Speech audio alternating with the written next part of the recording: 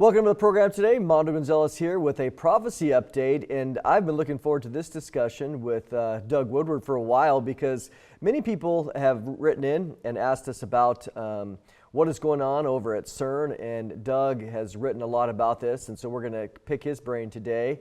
And so welcome, Doug. Hey, Mondo, thank you so much. It's always great to be with you, and you always give me the hard subjects. That's what I think. You know, this is, and we want to apologize up front because some of this is, I love astronomy, as people know, but some of this can get kind of technical. We're going to try to avoid some of that. We're not going to get into the quantum mechanics necessarily and some of that stuff, except in general.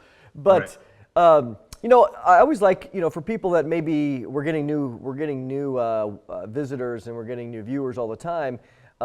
Who is Doug Woodward? What have you done? Where can people find out more about what you're doing? Really briefly, I've been writing books really for about the last 11, 12 years, and I've written 20 books, participated in a couple others, and so I have a website, faith-happens.com. You guys certainly have sold a lot of my books. We've done a few DVDs. There's a DVD related to the subject today we're going to talk about that I think Tyler keeps creating more copies of it because it's really going well. So it's a fascinating subject, CERN, and so it's one that I dealt with a friend, Anthony Patch, who is superb in physics and far superior to me in his knowledge of physics. But I'm sort of the writer. I kind of provide the general explanations of things and hopefully make it accessible to people. So we have, what you've done is, because I've been looking at them and reading them, is talk about the book and the DVD for a minute, just so that in case people are interested. Okay, we wrote the book back in 2016, Revising Reality, forward by Stan Deyo, who did an amazing forward.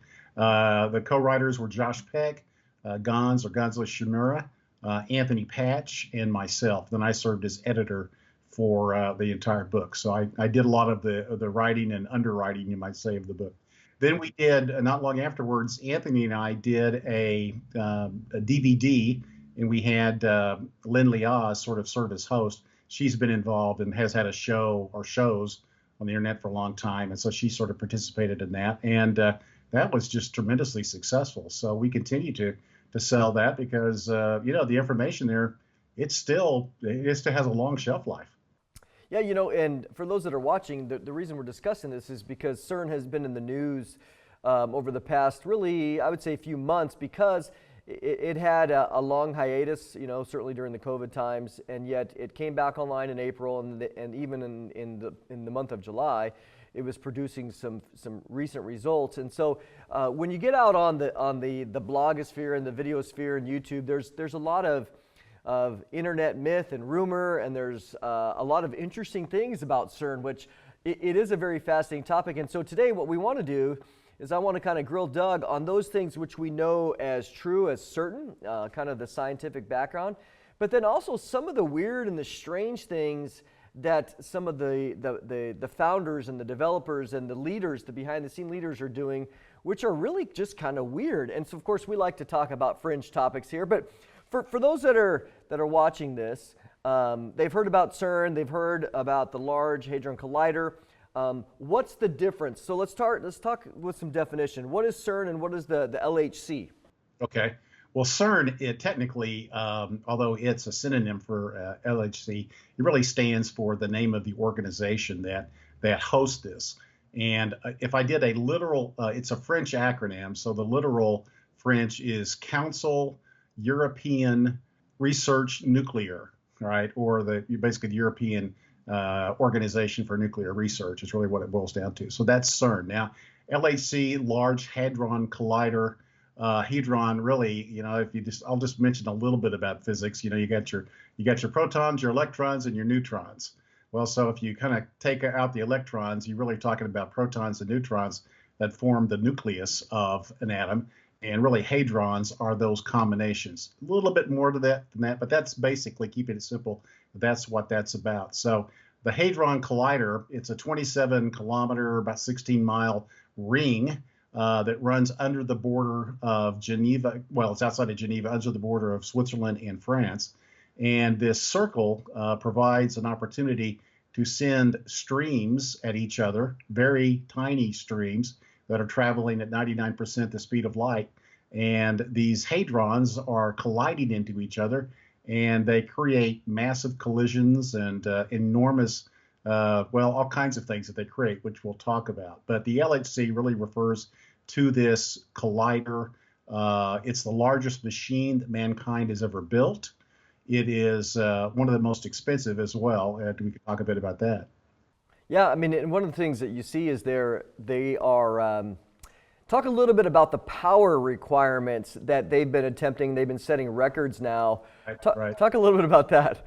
Well, it's a little bit confusing in terms of the way that they provide the information about power and so forth.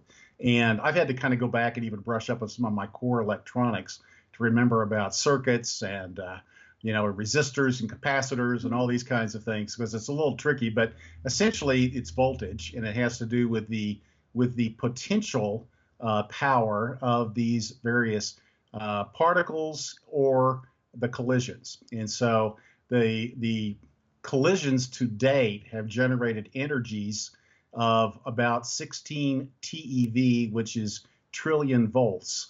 But what has delayed or caused CERN to go offline for this past several years is to increase its performance, to increase its power, such that it now can go up to, it's about 1.5 petavolts, which is quadrillion. So it's up another, I guess that's 10,000 times over a trillion, if I'm not mistaken.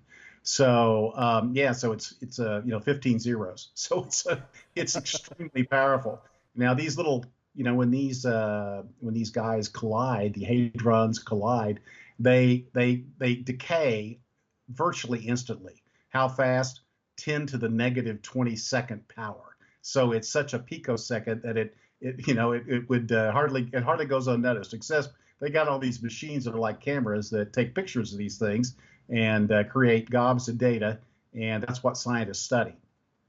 Yeah, it's pretty fascinating because you think in terms of oftentimes we think, well, how are we going to examine some of these quantum level stuff of this is the nature of reality, and microscopes and other things can only go so far. So they bring these things and they pound them together, because what happens when you pound things together? Things break off, and so by doing that at this almost to the speed of light as far as they can, they're trying to see what is the result of this collision and what are the remnants, and then they're able to use their stuff to measure it and detect it, which to me, they're finding so many, you talk about the God particle and the Higgs boson and all these other things, and you're like, these are some of the, I would say, humbling aspects that, as smart as humanity thinks they are, they still haven't figured it all out, right? Well, that's true. You get into the crazy language of particle physics, and you're dealing with quarks and gluons and leptons and mesons and all these different types of particles. Now, there's really kind of a political thing about all of this too, which is that there are many scientists that believe that what the guys at CERN are doing is simply ridiculous. That in their science, they're approaching this from a science standpoint, and they're saying you guys are just trying to fragment these little tiny microscopic particles, and you're trying to fragment it and create some instances in which you can try to say, well, this means this and that means that. And even the Higgs boson, which is called the God particle, which really isn't something that the scientists called it. It was what a journalist called it, right. And it made a good headline, right?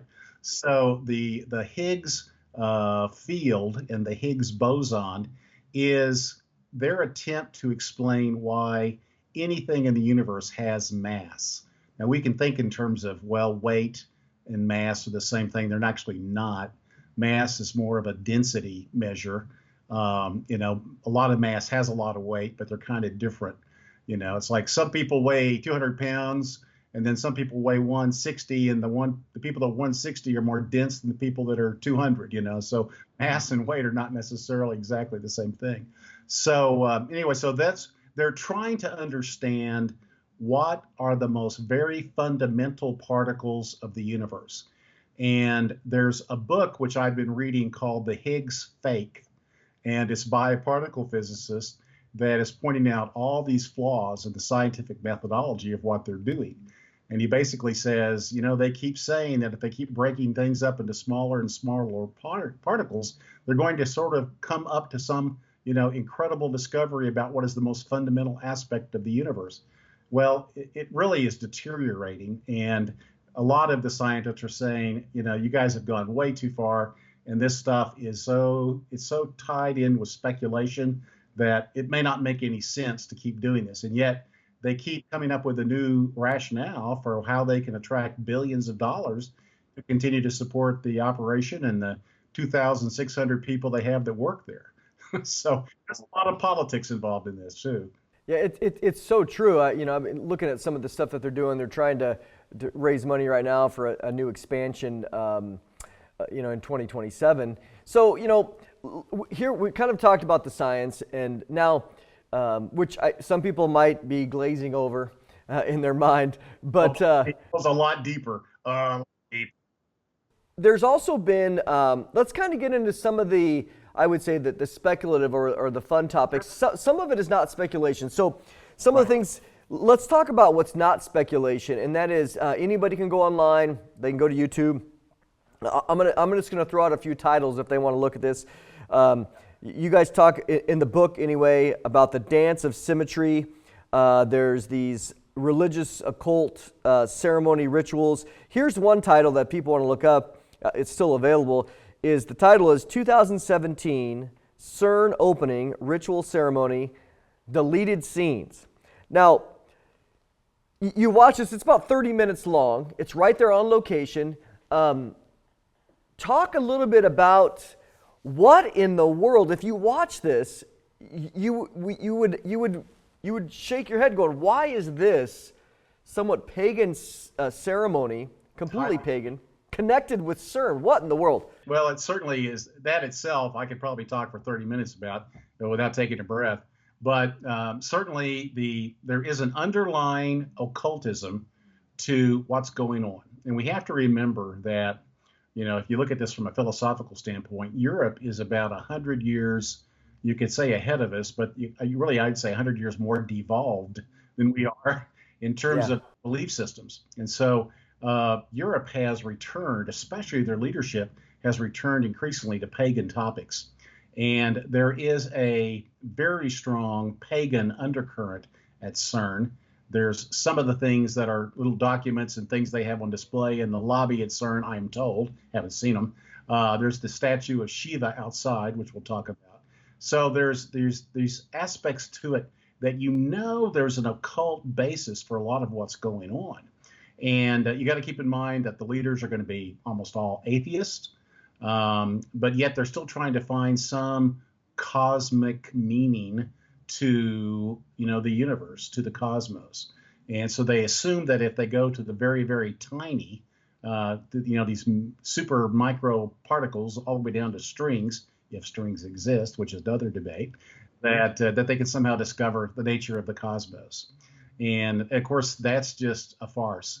But you will find so many different occult topics linked to CERN, directly and indirectly. And of course, we talk about that in detail, not just in the book, but especially in the DVD, where we talk about Saturn, the black cube, the religion of the black cube, why Saturn's associated with the black cube.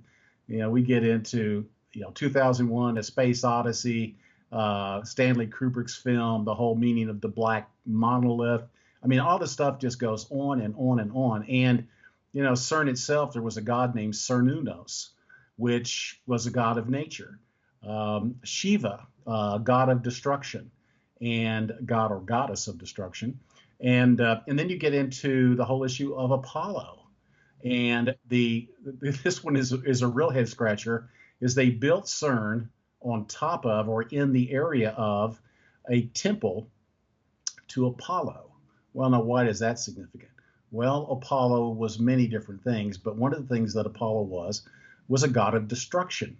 We actually read about that in Revelation 9:11, if memory serves, about the God of the bottomless pit is Abaddon or Apollyon. Apollyon being, I won't say a participle, but another related to the word Apollo or the name Apollo. And in Hebrew, it says in Hebrew, the name is Abaddon, and in Greek, it is Apollyon, and it means destruction. All right, so what do they mean by destruction? What they're sort of trying to do, there's this other macro program that the leadership of the world has, which is to basically destroy about 7 billion people because they believe the world is overpopulated and that we're using up all the resources and the green climate thing and all that. That's all part of this. But it's very likely that CERN, in the mind of some of these leaders, relates to the possibility of damaging the world and destroying a lot of humanity. And so you have Shiva, you have Apollo, you have Set, which is the Egyptian god of destruction and death. You have the Saturn death cult. You have various brotherhoods, the Brotherhood of Saturn, which is a German super secret occult brotherhood. Oh man, this stuff just goes on and on and on. And so you will be absolutely stunned if you watch the DVD and you see all of the connections. It leaves you going, or leaving it sort of saying, there's a lot of speculation here, but boy, there's so much smoke. There's got to be a really big fire under here somewhere. But that's a good way to say it because, we don't have, this is why we call it speculation. We don't have 100% certainty on a lot of these things, but the idea of there being smoke, where's that coming from? Because again, if anybody, I don't, recommend people watching that ceremony, but I spent the time to go through it, and I was like, I was blown away that, who organized this? Here it is in front of all these relative dignitaries of such a very sophisticated scientific endeavor that, again, as we say, most of these scientists, let's be careful. Most of the scientists that are there participating in this research, they're probably very secular, very atheistic in their viewpoints. They're not necessarily endorsing this ceremony, but somebody behind the scene above them is not only endorsing it, but promoting it and encouraging it and organizing it, right? Yeah. It's kind of like the analogy of Masonry and Freemasonry, that the Masons that are up to the 32nd degree, they don't really knows what goes on when it gets to the 33rd degree and beyond. And so you've kind of got that same lack of knowledge at a certain level. The whole concept, though, one of the points I would really stress is that everything is presented as if it's scientific fact, as if it's academically accepted. And to a great extent, it is academically accepted. But like any type of knowledge, you get an establishment, and the establishment begins to defend that knowledge base, and they teach it to the people that are up and coming. And pretty soon, if you challenge that knowledge base, you get thrown out. You can't have a career. And so the standard model, as it's called, which is the way that the atom is subdivided into quarks and leptons and all this other stuff, the standard model is actually in crisis, because there are so many data points now that say that what they've developed just doesn't work. And in part, this gets into, I'll jump over now and talk about, well, what's the point of this sort of rekindling or re-energizing CERN, and what are they trying to do next? They're trying to find dark matter. Well, if you don't know what dark matter is, that's probably okay. But supposedly dark matter is roughly 25% of all, 75% of all matter and 25% of everything in the universe. And then another 70% is considered dark energy, and only 5% is the universe that we can detect, that we see, we can measure, and so forth. And so supposedly CERN is going to discover these particles that they have mass, but they cannot connect with any type of the normal forces that connect all of the rest of reality. And so there's this theory that they've had for some time, and it gets into the way that we see galaxies move in the universe, that causes them to say that there must be dark matter. And yet there is, it's very unlikely that there really is dark matter. The alternative point of view, which I'll be writing, we talk about revising reality. I'm working on revising reality too right now. Oh, good, good. And I'm getting into some of the science of this stuff and talking about why it's actually a lot of hogwash. And there's a lot of scientists that it's not that I'm a scientist. I'm just pulling together, compiling, assimilating the information I'm getting from many other scientists that disagree with the standard model and the way that we think of the universe today. The alternative approach is called the electric universe or the plasma-based universe, and it has just radically different ideas, and yet they can test everything in the laboratory with it, and it seems to work and it scales. So what happens in the laboratory can be seen in the galaxies, and vice versa. So anyway, there's again the main point. You can't necessarily take everything like symmetry. Supposedly there's the symmetry and supersymmetry. A lot of this has to do with balancing mathematic equations, and to a large extent, cosmology today is just mathematics. It has very little to do with actual observation, has almost nothing to do with prediction. And so any good cosmology ought to be able to predict what's going to happen. Unfortunately, the standard model and the scientists, which is most of academic, that support it, they really can't predict. They predict things wrong all the time. And it's because they actually don't understand the fundamentals of the universe. So Revising Reality 2 is going to get into that and explain why Einstein had it wrong, why there's just so many different things that we take for granted today that we've been taught that's just not true. And so, again, revising reality, that's kind of what it's kind of the overarching idea of what the book and the DVD, maybe a future DVD, will be about as well. No, that to me, that would be something that would be fascinating to cover. And have you talked at all with Lee Brainerd? He's been doing a lot of research in the electric universe stuff. The name's familiar, but no, I have not talked with him. I have watched, 150 videos of the electric universe people.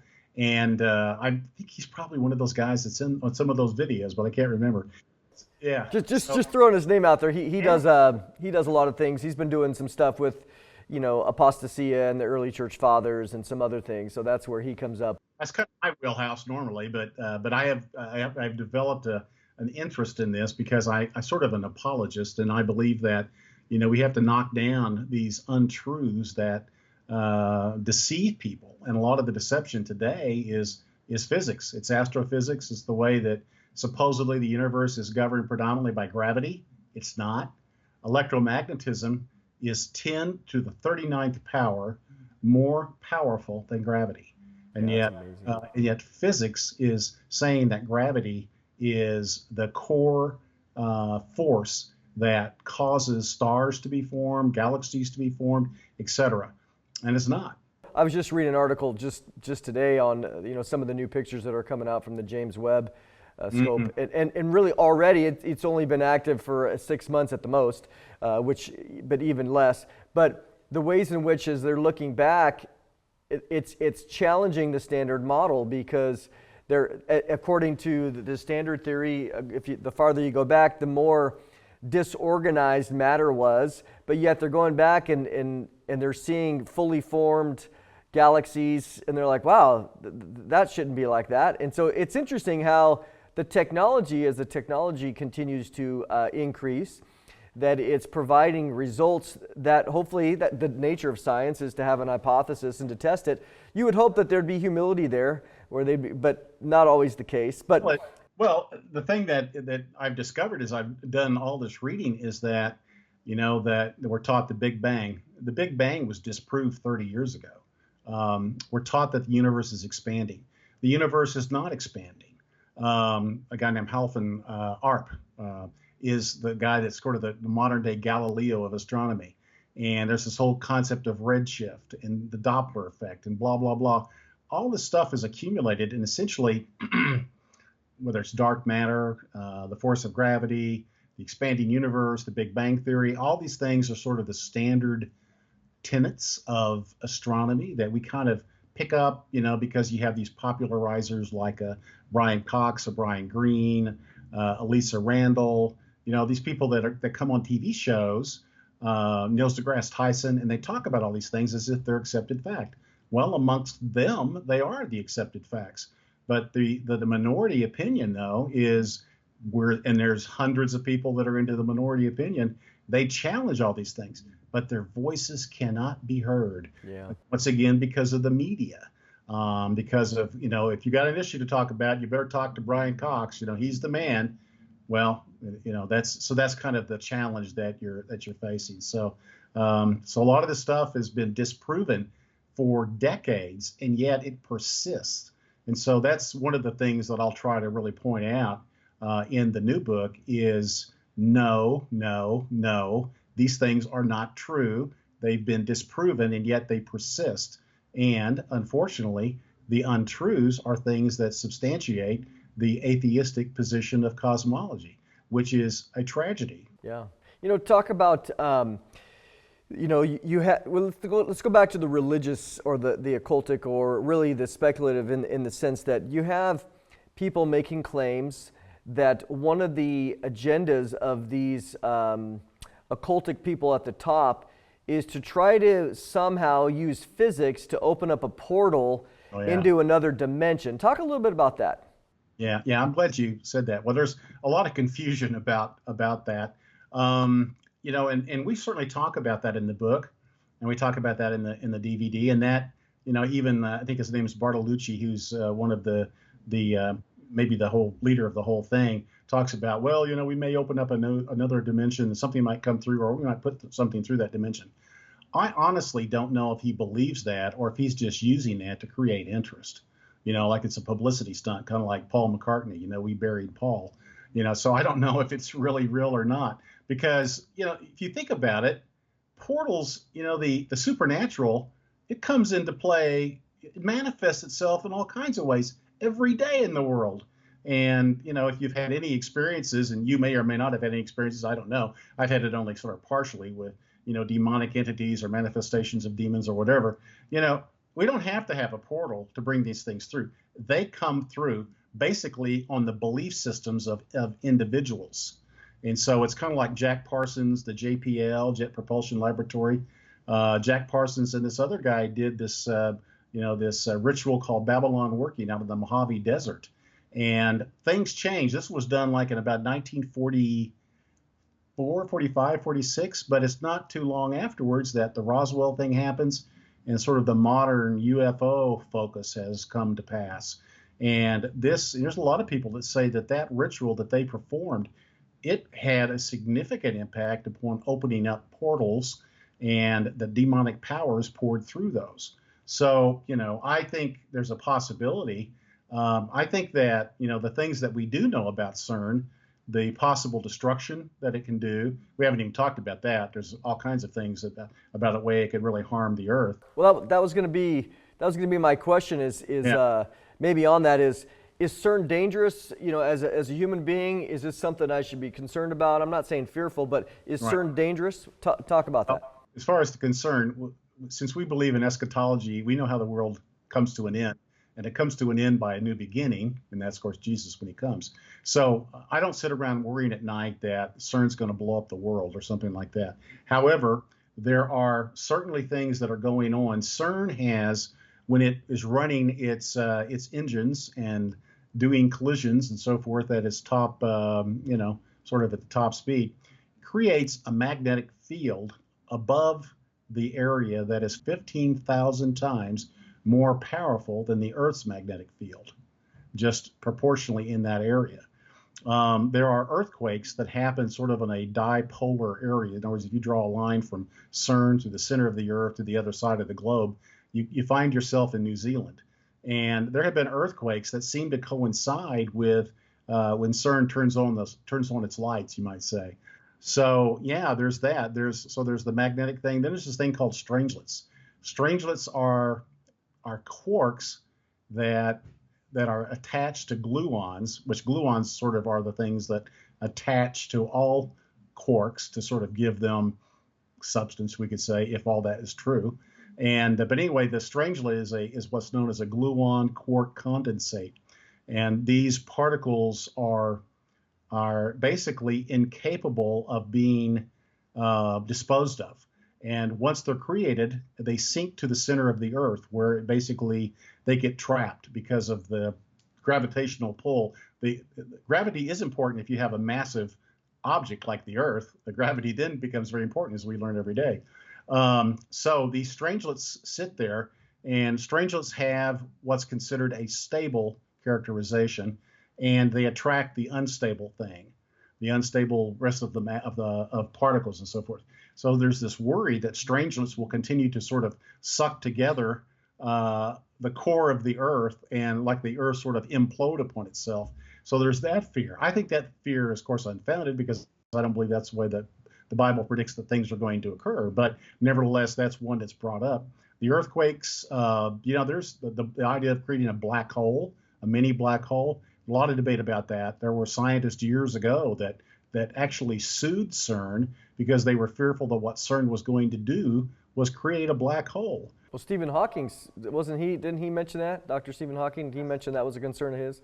Yeah, the supposedly a vacuum bubble, and I don't know what it is, by the way, a vacuum bubble that could come along and basically consume the Earth and consume the whole cosmos. And so, so there's a lot of these theories, and of course there are a lot of speculation, but what's difficult for us is that they're the smartest guys in the world, supposedly, that are espousing these things, and so we're kind of all dumbfounded. We go, well, how do we react to that?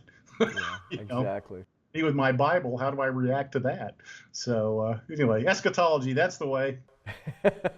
Well, we have that supreme confidence, which is great. Right. Well, let's kind of wrap it up in the sense of final thoughts or words on CERN. I know they're continuing in their progress. They're starting a new session, or they have started it. Any final thoughts for the viewers? Well, again, their main focus is to find dark matter. And dark matter basically doesn't exist. Now, black holes, that's another thing. Recently, we saw some pictures of, we finally seen a black hole. The black hole at the center of the Milky Way. There are other explanations for it. And black holes likely do not exist because the force of gravity itself would repel mass. Gravity doesn't just pull together, it can repel as well. And so there's good scientific arguments for why a black hole could not exist. And so, again, you're going to hear things. You got to take everything with a grain of salt that you hear, because you've got the political reasons. They're trying to justify their budget. You've got 2,600 mouths to feed. You got to keep the institution going. The way they think that they can prove new things is by upping the energy and breaking up, these particles into greater and greater, sort of little bitty tiny particles. And at the end of the day, like this guy says, the Higgs fake is that all they're doing is confusing. They're confusing themselves, confusing everybody else. And good science and good physics will explain things. It will not continue to make things more and more and more complex. And so, there's simpler explanations, and hopefully with the Lord's leading, I'll be able to publish a book before too awfully long. I've already done about 100 pages of it. Yeah, so that's great. It's coming. We promised it 5 years ago, but all kinds of things happened that caused us not to go down that path yet. So anyway, we're ready now.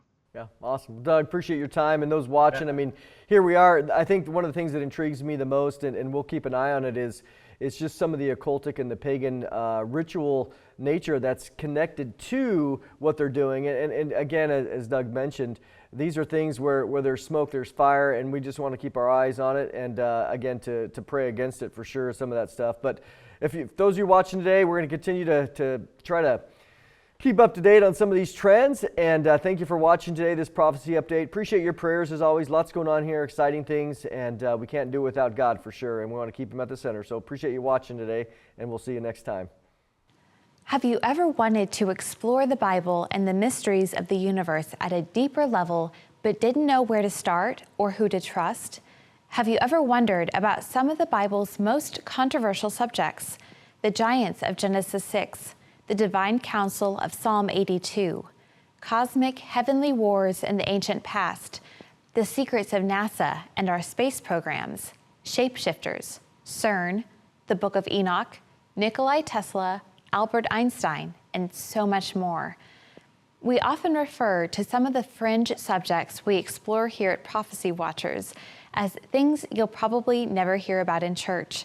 And Doug Woodward's new book, Revising Reality, a biblical look into the cosmos, is a testament to that statement. Doug is a deep thinker and a full-time author and researcher who has dedicated his life to studying the deeper concepts of Scripture.